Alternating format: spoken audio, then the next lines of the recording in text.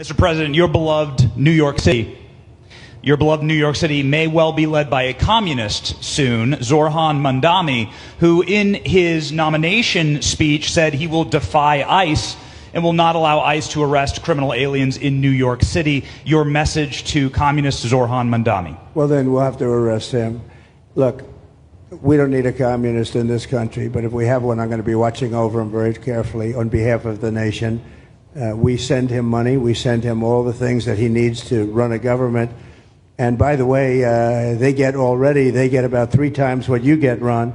If you look at the per capita, Florida gets 1/3 of what New York gets in terms of the numbers. Why don't you give us those numbers? Yeah, well, because that's what we should send him. Yeah, well, like sometimes people say Florida gets more because they count Social Security recipients, but that's not money to the state. Those are seniors that live here. If they moved to North Carolina, you could count it there. So it has no interaction with the state government. They get more on the city and state governments than we get. Right, substantially. We're going to be watching that very carefully, and a lot of people are saying he's here illegally. We're going to look at everything, and ideally.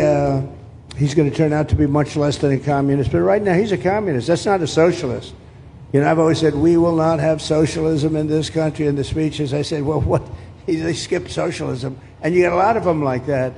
And you see AOC, she's out there with her, bad IQ. She's out there ranting and raving about how wonderful he is. And look, so far he's winning. He still has a race to win, but so far he's winning, and he has an advantage as a Democrat in New York City.